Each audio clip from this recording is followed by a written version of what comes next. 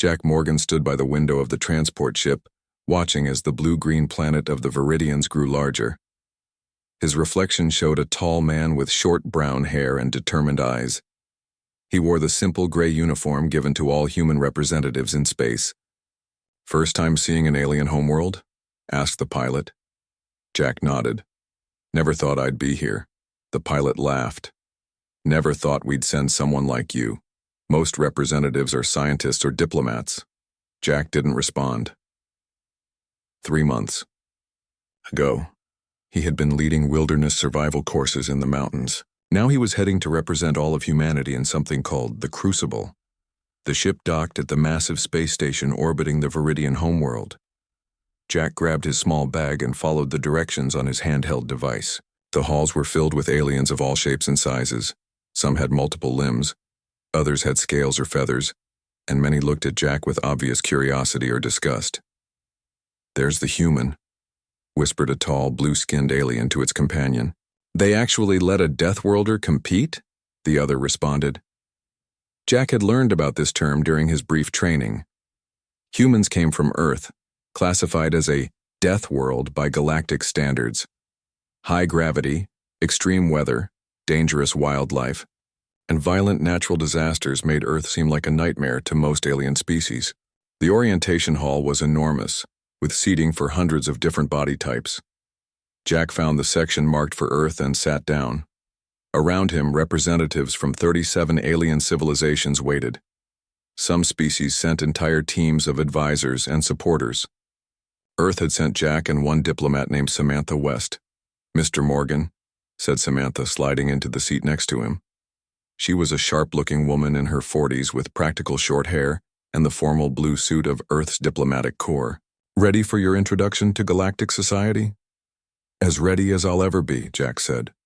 "Still don't understand why they picked me." Samantha smiled tightly. "Because every other candidate failed the preliminary tests. You were the only one who passed all of them." "Lucky me," Jack muttered. The lights dimmed, and a tall, willowy alien with silvery skin glided onto the central platform. 4 delicate arms extended from its torso, and its large head housed 6 dark eyes that seemed to take in everything at once. "Welcome to all representatives," the Viridian said, its voice translated through the small device in Jack's ear. "I am High Chancellor Varix of the Viridian Commonwealth. We are honored to host the 117th Galactic Crucible."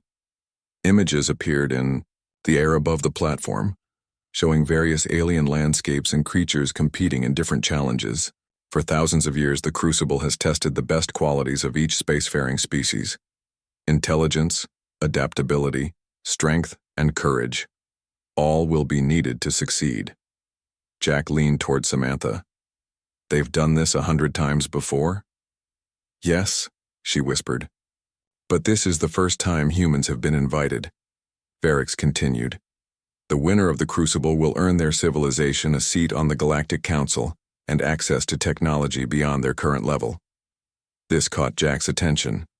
Earth desperately needed advanced technology, especially medical and environmental recovery systems.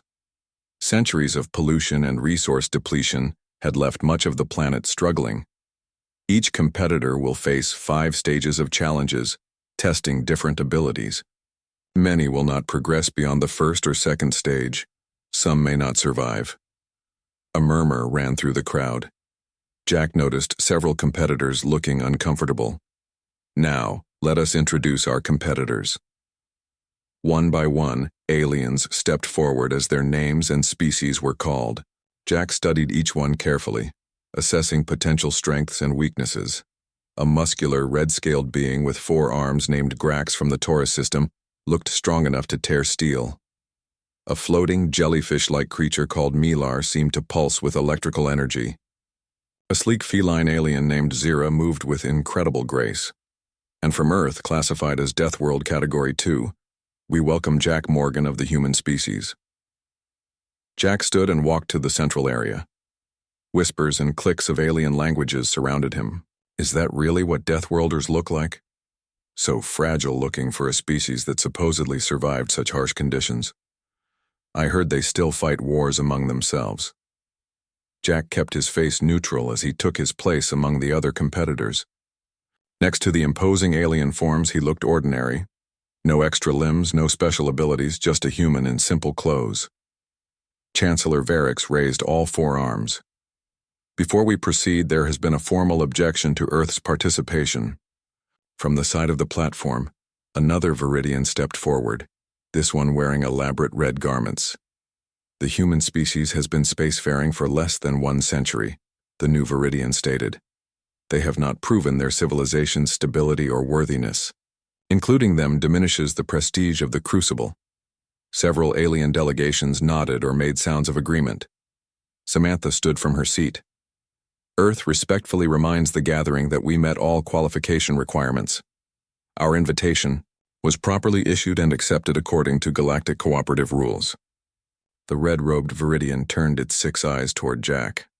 We question whether humans understand the dangers involved. The Crucible is not designed for primitive species. Jack felt a flash of anger but kept it hidden.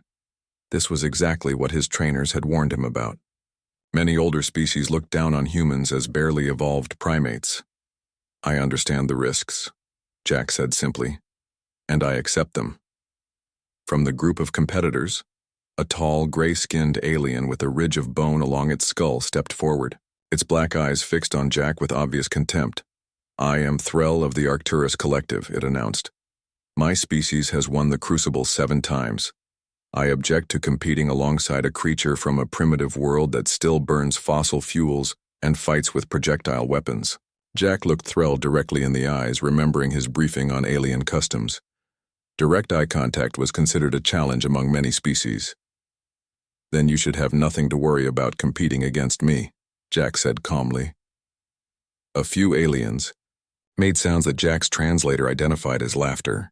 Chancellor Varix raised a hand for silence. The objection is noted but overruled.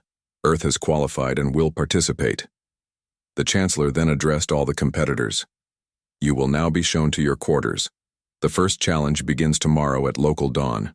As the gathering broke up, Jack noticed many competitors and delegates watching him with a mixture of curiosity and dismissal. Only one, the feline alien named Zira, approached him. Your world has high gravity, yes? She asked, her voice musical through the translator. Jack nodded. About 30% stronger than standard galactic norm. Zira's large eyes studied him. That explains the density of your muscle structure. Interesting adaptation. She tilted her head. Many believe you will not survive the first challenge. And what do you believe? Jack asked, her mouth curved in what might have been a smile. I believe assumptions about unknown species are often proved wrong. She nodded respectfully and moved away. As Jack and Samantha walked to their assigned quarters, Samantha spoke quietly. You know they designed these challenges to favor certain physiologies, right? None of which are human. Jack shrugged. Wouldn't be much of a challenge otherwise. Samantha stopped and looked at him seriously. You don't seem worried. Jack smiled slightly. They think Earth is harsh? I spent 5 years in the Marines, 2 of those in the Atacama Desert during the water wars. After that, I led survival expeditions in Alaska and the Australian outback. He looked around at the luxurious surroundings of the alien station. Trust me, I've faced tougher challenges than whatever these aliens have planned. As they reached their quarters, Samantha's communication device chimed. She read the message and frowned. What is it? Jack asked. Intelligence update from Earth. Apparently there might be more to this competition than just galactic prestige. She lowered her voice. Be careful, Jack. Watch everything. Trust no one. This might be about more than just winning. Jack nodded, his eyes already scanning their surroundings for cameras or listening devices. If these aliens thought humans would be easy to eliminate, they were about to learn what being a Deathworlder really meant. Jack woke before the alarm sounded. Years of military training had programmed his body to rise before dawn. The room was comfortable by human standards, but the bed was too soft and the air too perfumed for his liking. He did a series of quick exercises, testing how his body responded to the slightly lower gravity. Push-ups were easier here. Running might feel strange. He needed to know these things before the challenges began. A soft chime sounded and a holographic message appeared in the air. First challenge begins in 1 hour. Report to Central Arena. Breakfast available in common area. Jack dressed in the competition uniform provided to all participants, a form-fitting bodysuit that adjusted to different body temperatures and environments. The material felt strange against his skin, almost alive. In the common area, various aliens were eating foods suited to their biology. Jack found the human section where simple protein bars and a drink that tasted almost like coffee waited. Zira, the feline alien who had spoken to him yesterday, approached his table. "May I join you?" she asked. Jack nodded, studying her more carefully. She moved with grace that suggested powerful muscles beneath her spotted fur. Her large eyes were golden with vertical pupils. "Curious about the competition?" she asked, noticing his observations. "Just sizing up the field," Jack admitted. "You've done this before?" Zira made a gesture with her hand. "My second time. I reached the third challenge previously." "What stopped you?" Her ears flattened slightly. "The aquatic trial. My species avoids water when possible." Jack nodded in understanding. "We all have our weaknesses." "And yours, human?" Jack smiled slightly. "I guess we'll find out." Across the room, Threll, the gray-skinned Arcturian who had objected to Jack's participation, was watching them. When Jack met his gaze, Threll turned away dismissively. "Be careful of that one," Zira said quietly. "The Arcturians have dominated these competitions for centuries.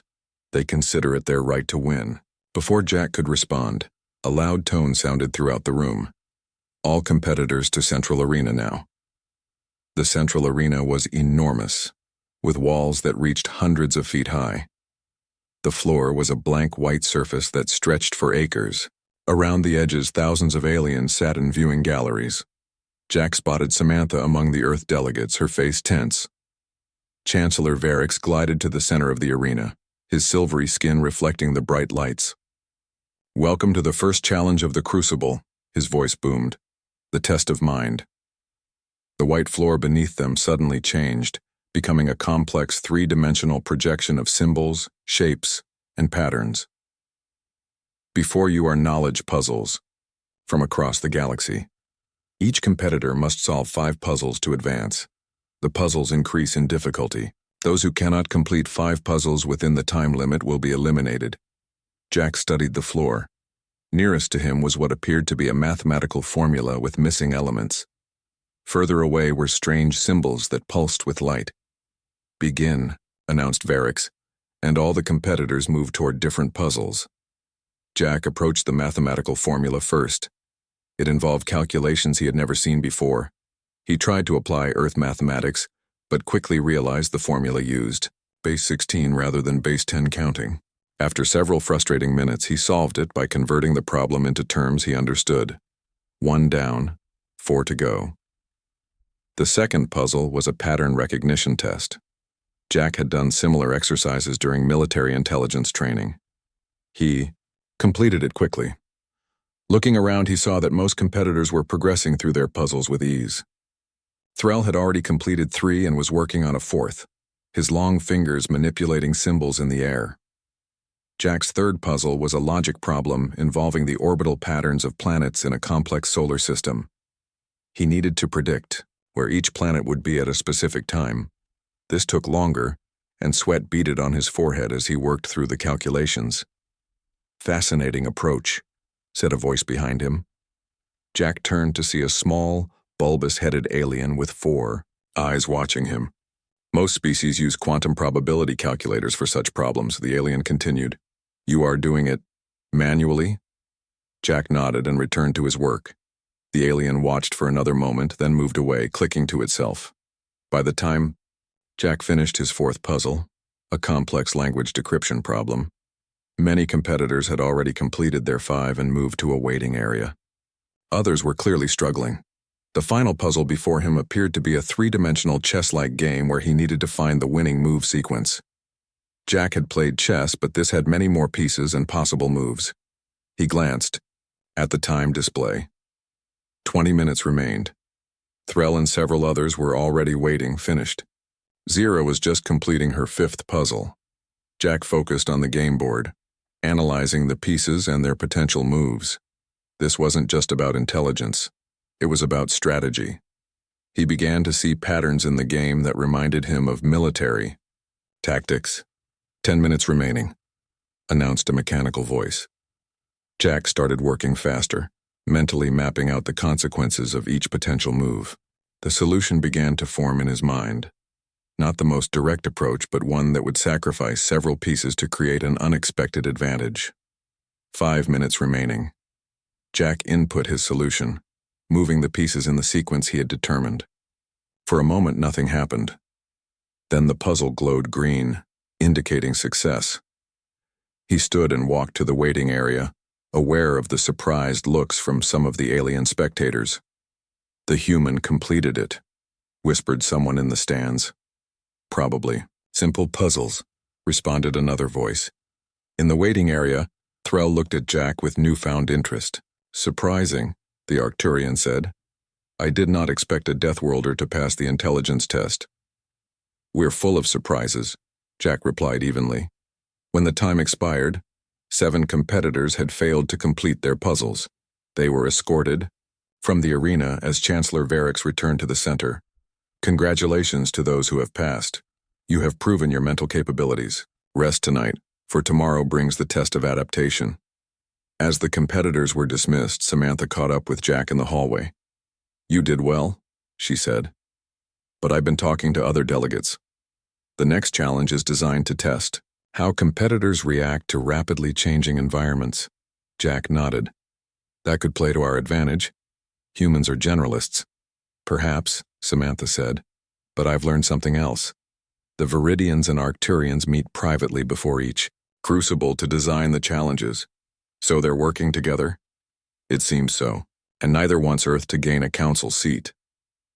She looked around carefully before continuing. "Our intelligence suggests the challenges get progressively more biased against human physiology." Jack considered this. "They don't know much about humans, do they?" "No, we've kept a lot about Earth classified." "Good." Jack smiled slightly. "Let them underestimate us." That night, Jack studied the files on his datapad about previous Crucible challenges. While other competitors might have superior natural abilities or advanced technology, humans had something else: millennia of surviving against the odds. As he prepared for sleep, a message appeared on his screen. "The Arcturians are monitoring your room. Trust no one. Be ready for anything tomorrow." Jack deleted the message and turned off the lights. In the darkness, he smiled.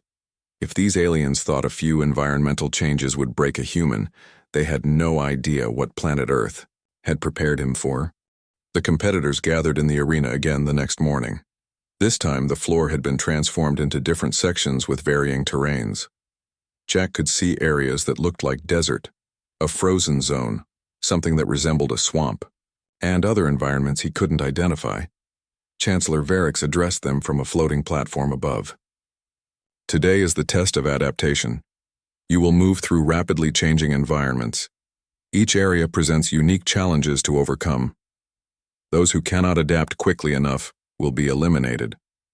Jack noticed several competitors looking nervous, especially those with specialized physiologies. A gaseous being contained in a floating bubble seemed particularly concerned. "The challenge will last 4 hours," Varix continued. "You must reach the center point to succeed. The environments will shift unpredictably. Survival gear is permitted but limited to what you can carry."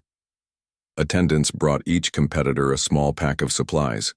Jack checked his: water purifier, multi-tool, thermal blanket, and a basic first aid kit.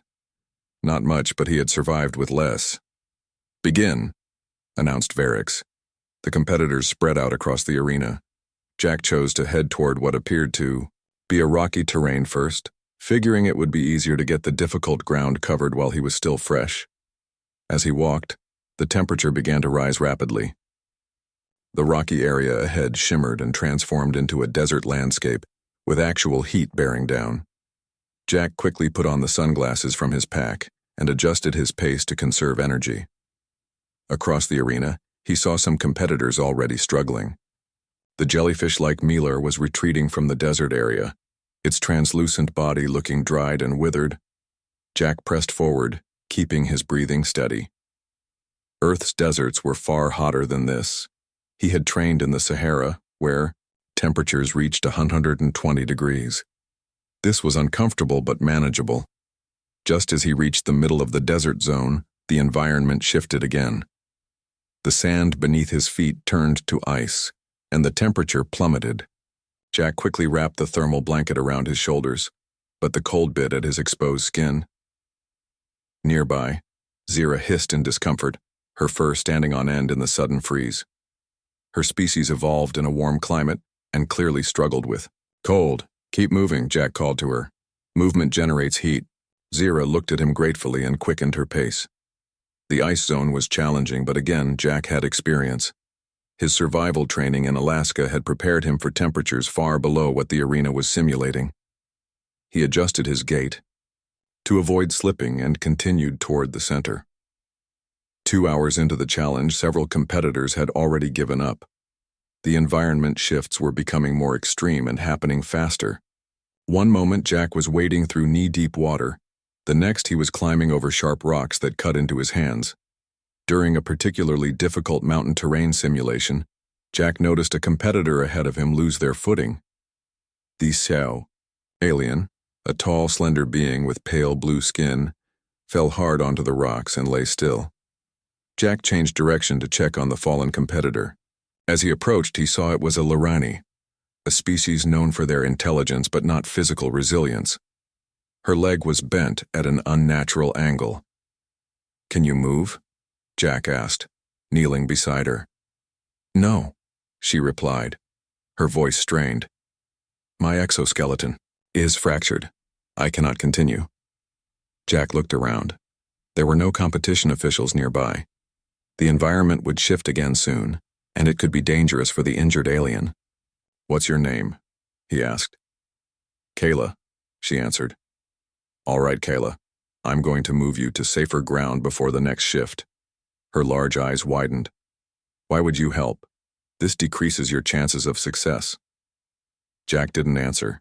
He carefully lifted her, surprised by how light she was despite her height.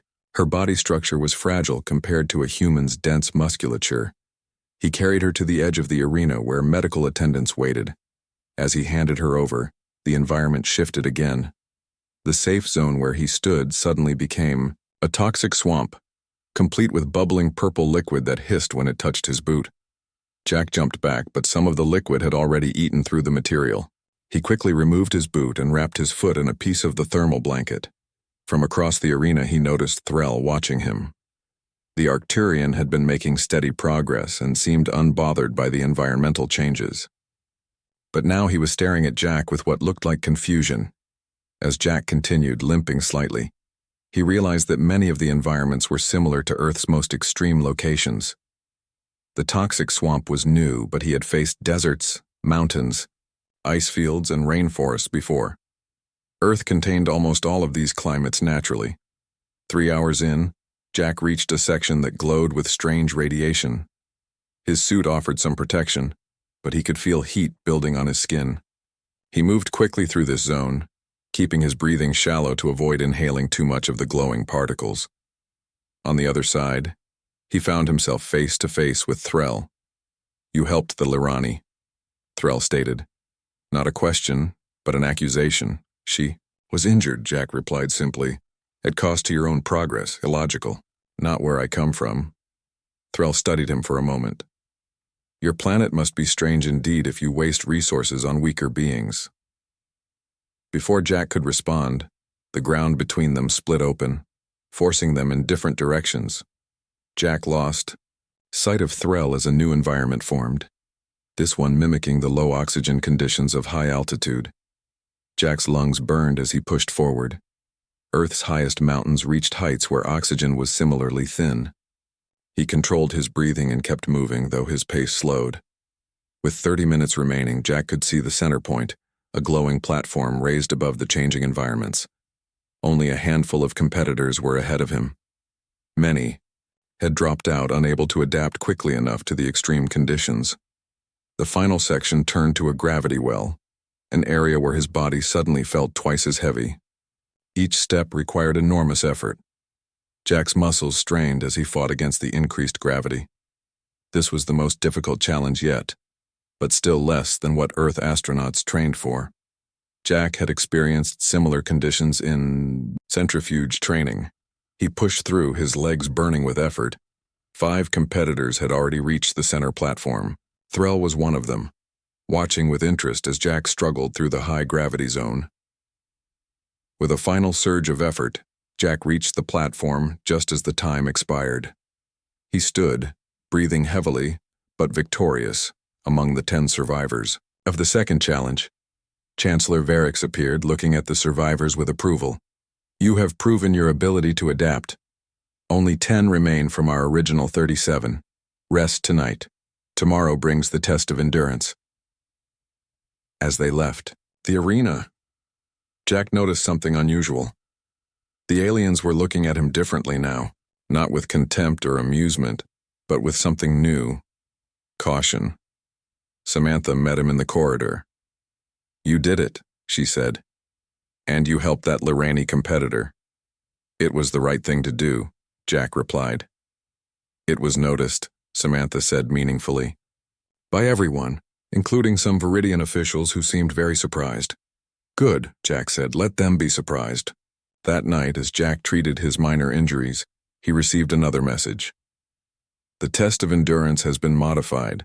Sources say it was redesigned specifically after seeing your performance today. Be prepared for something targeted at human weaknesses. Jack deleted the message and smiled grimly. They still didn't understand. On Earth, humans had survived ice ages, plagues, wars, and natural disasters. They had climbed the highest mountains, descended to the deepest oceans, and endured the harshest deserts. Let the aliens try to break him. They were about to learn what being a Deathworlder truly meant. Jack woke to find Samantha already in his quarters, her face tense. They changed the rules, she said without greeting. The test of endurance will now include a segment in a high-gravity chamber, 1.3 times Earth normal. Jack sat up.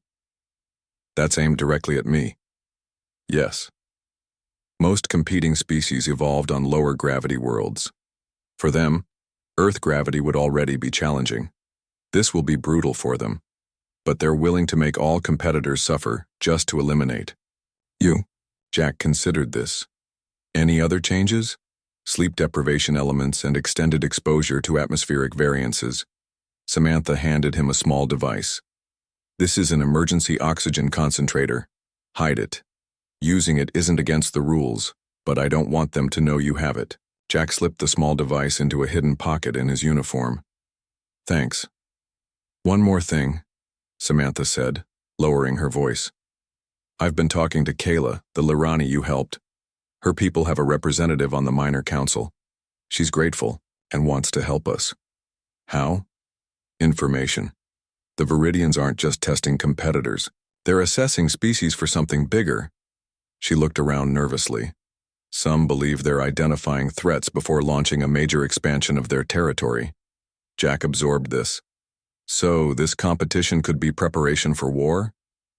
Possibly, or at least for determining which species could resist them.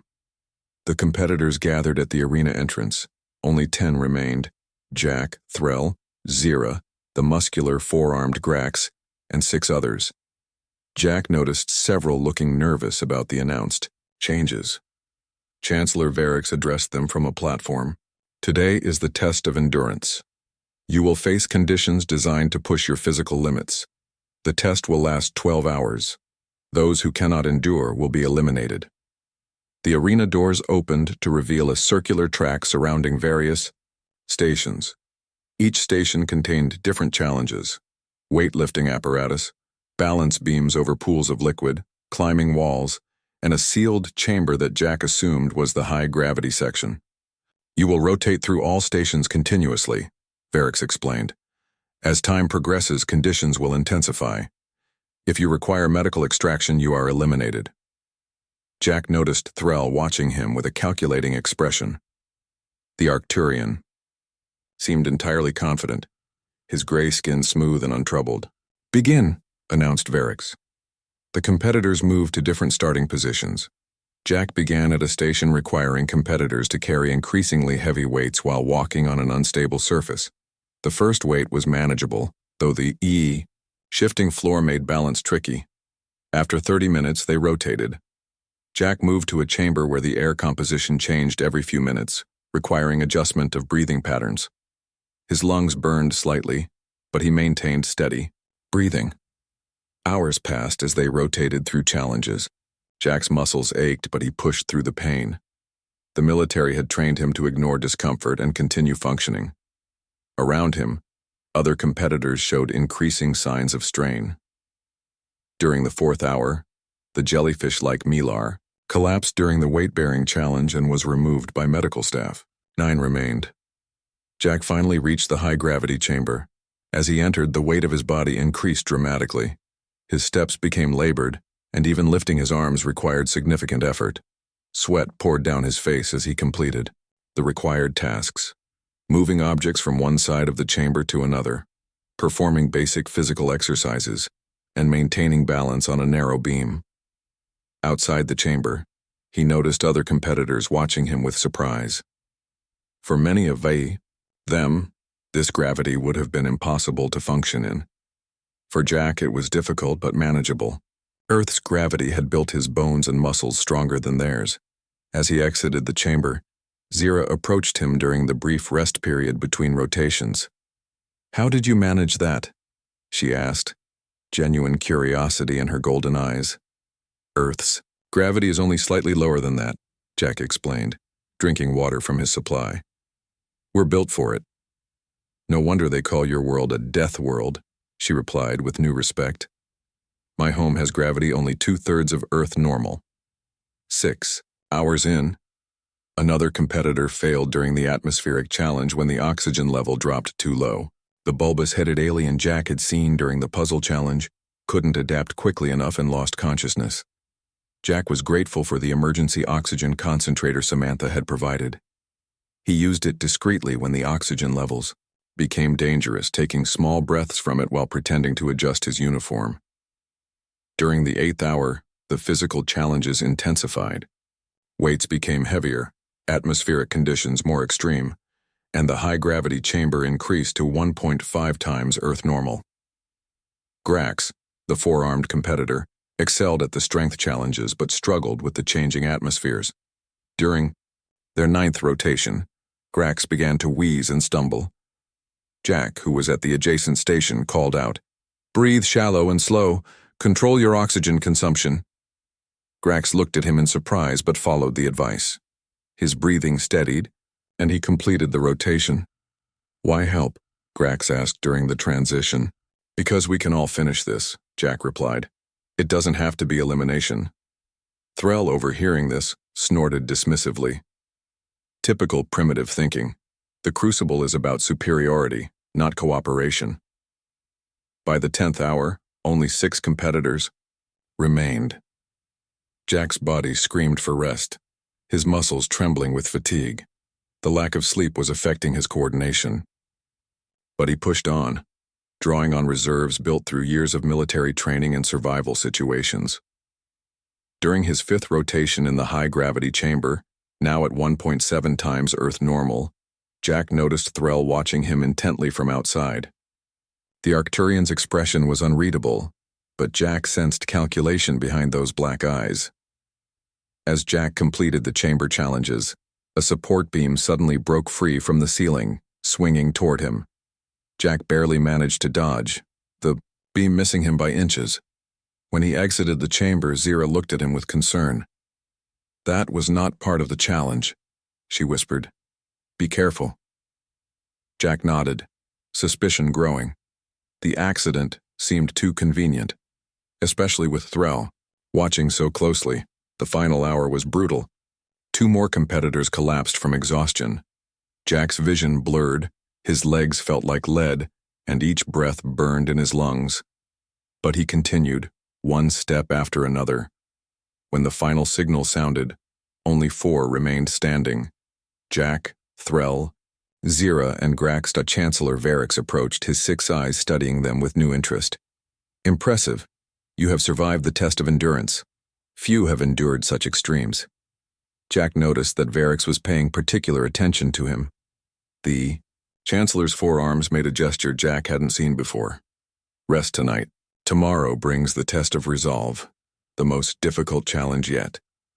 As medical staff attended to the competitors, providing rehydration and treatment for minor injuries, Samantha approached Jack.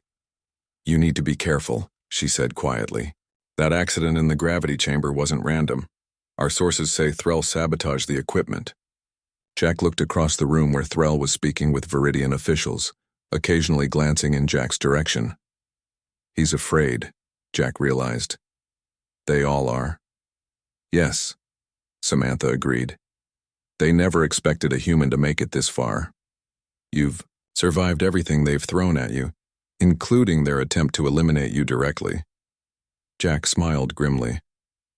Then they better prepare for more surprises tomorrow. That night, as Jack soaked his aching muscles in the healing bath provided in his quarters, he reflected on what he had learned. The competition wasn't just about finding the best species. It was about identifying threats to Viridian dominance. And humanity had just proven itself a major threat. The arena was silent when Jack entered for the final challenge. Instead of thousands of spectators, only a small group of officials and delegates sat in the viewing area. Samantha nodded to him from her seat, her expression tense. Chancellor Varix waited in the center with the 3 other remaining competitors, Threll, Zira, and Grax. Jack joined them, noticing the heightened security around the arena. Welcome to the test of resolve, Varix announced. This final challenge will determine the ultimate winner of the Crucible. It tests not just physical or mental abilities, but the core of what defines your species. The floor of the arena opened, revealing a complex maze with walls that shifted and changed. Within this maze lies the prize, access to advanced technology, and a seat on the Galactic Council. But to reach it, you must overcome obstacles designed to test your deepest resolve. Varix gestured to 4 different entrances around the maze. Each competitor will start from a different point. You may encounter each other within. What you do then is part of the test. Jack caught the implied meaning. This wasn't just a race. It was potentially combat between the finalists. You each have 1 hour. Begin when ready. Jack approached his assigned entrance, studying the maze beyond. The walls seemed to be made of a transparent material that changed opacity and position unpredictably. Before entering, he glanced at his fellow competitors. Threll met his gaze with cold determination. Zira nodded respectfully. Grax flexed his forearms in preparation. Jack stepped into the maze. The first section seemed simple enough, a series of corridors that required basic navigation. But soon, the challenges intensified. A hall filled with a thick fog that burned his eyes and made breathing difficult. Jack used his emergency oxygen supply sparingly, moving through methodically. Next came a section where the floor became unstable, tilting and shifting with each step. Jack stayed low, using his hands for balance. 20 minutes in, he heard a roar of frustration from somewhere in the maze. It sounded like Grax. Jack turned a corner and found himself facing a puzzle lock blocking his path. It appeared similar to the ones from the first challenge, but more complex. As he worked on solving it, he heard footsteps approaching. Zira appeared from an adjoining corridor, her golden eyes widening at the sight of him. "You've made it this far too," she said. Jack nodded, continuing to work on the puzzle.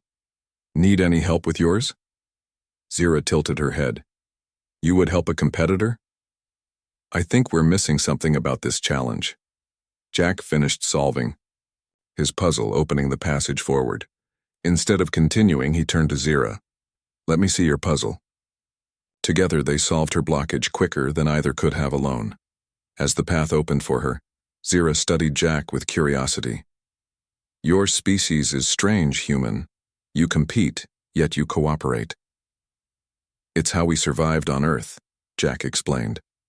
"Sometimes the best way to win is to help others." They separated at the next junction, each taking a different path. The maze grew more challenging. Jack encountered a gravity well similar to the endurance test but stronger. His muscles strained as he pushed through. In the next chamber he found Grax struggling with a complex mechanical puzzle that required simultaneous activation of multiple levers. With his injured arm from the endurance test, Grax couldn't manage all the levers at once. "Need a hand?" Jack asked. Grax looked up, surprise evident on his alien features. "Why would you help me?" "Because I'm starting to think this isn't about being the first to finish. It's about how we get there." Together they activated the mechanism, opening both their paths forward. "The Viridians watch us," Grax warned as they parted. "They judge more than our abilities." Jack nodded, understanding growing. This final test was revealing the true nature of the competition. As he navigated deeper into the maze, the walls suddenly became transparent. Jack could see Threll in a parallel corridor moving with determination. Their paths were converging. They met in a large chamber with a single exit on the far side. Between them stood what appeared to be weapons on a pedestal. "So," Threll said, his voice cold. "The Deathworlder and the Arcturian. As it should be." "It doesn't have to be a fight," Jack replied, keeping his distance. "Of course it does. Only one species can gain the council seat. Only one can access the technology." Threll moved toward the weapons. "The Arcturus Collective has won this right 7 times before. We will not lose to a primitive species." Jack didn't move toward the weapons. What if that's exactly what they expect? What if that's what this whole competition is designed to prove? Threll paused. "What do you mean?" "Think about it. The Viridians design a competition that pushes us to fight each other, to prove that all species will ultimately choose violence and dominance. That's how they justify their own control." Threll's eyes narrowed. "An interesting theory, but it changes nothing. I will win for my people." He grabbed a weapon, a staff that glowed with energy, and advanced on Jack. Jack dodged the first strike, moving around the chamber. He had combat training, but Threll was stronger and had the advantage of reach with the staff. "You can't win, human," Threll said, striking again and catching Jack's shoulder. Pain flared through his arm. "I'm not trying to beat you," Jack replied, circling away. "I'm trying to beat them." He pointed upward, where viewing cameras monitored their every move. Threll hesitated, his black eyes following Jack's gesture. In that moment of distraction, Jack could have struck. Instead, he stepped back. "The Viridians want us to fight. To prove that different species can never truly cooperate. That's how they justify keeping control of the council, of the technology." Threll lowered his weapon slightly. "You suggest we refuse to fight?" "I suggest we show them something they don't expect." The chamber door opened again and Zira entered, followed shortly by Grax. They all looked at each other, 4 finalists in a room designed for combat. "The human thinks this is a test of our true nature," Threll told them. "That the Viridians expect us to fight to prove all species choose violence when pressed." Zira's ears flattened. "It would explain much about how this crucible has been structured." Grax nodded his massive head. "Each challenge pushing us to compete rather than cooperate." "So what do we do?" Zira asked. Jack looked at the exit door on the far side of the chamber. "We finish together." The 4 competitors approached the final door, which glowed with energy. It required a key code to open. "I believe we each have part of the code," Jack said. "Given to us in different puzzles throughout the maze. They combined their knowledge, inputting the complete sequence. The door slid open, revealing a small chamber with a glowing crystal, the prize. The 4 entered and stood around the crystal in silence. Above them, the viewing gallery erupted in confusion. Chancellor Varric stood, his silver skin rippling with what looked like agitation. "Take it," Threll said to Jack. "Your species has earned it." Jack shook his head. "That's not how Earth does things." He turned to address the cameras directly. "We reject your test. We refuse to fight for your amusement or to prove your theories about species incompatibility." The crystal chamber suddenly rose, lifting them up to the level of the viewing gallery. Chancellor Varix and the other officials stared in shock as the four competitors emerged, standing together. Impossible, one Viridian whispered. They were supposed to eliminate each other. Varix stepped forward, his 6 eyes fixed on Jack. This is unprecedented. The Crucible must have one winner. Then the Crucible is flawed, Jack replied. Where I come from, true strength isn't about dominating others. It's about finding ways to work together despite our differences. Samantha approached, unable to hide her smile. Chancellor, perhaps this outcome suggests that your test itself needs reconsideration. Varix's forearms moved in a complex gesture. The human speaks of cooperation while his planet is known for war and violence. Yes, Jack agreed. We fought among ourselves for centuries, and we learned from it. We learned that true advancement comes not from conflict, but from overcoming it. The chamber was silent as Varix considered this. Finally, he spoke. It seems we have much to learn about humans, and perhaps about ourselves. He turned to the officials. For the first time in Crucible history, we have 4 champions. Let it be recorded. As the announcement spread throughout the station, Jack met the eyes of his fellow competitors, no longer rivals but allies. They had faced the toughest challenge the galaxy could create, and together, they had changed the rules entirely. On Earth, they would call it a very human solution.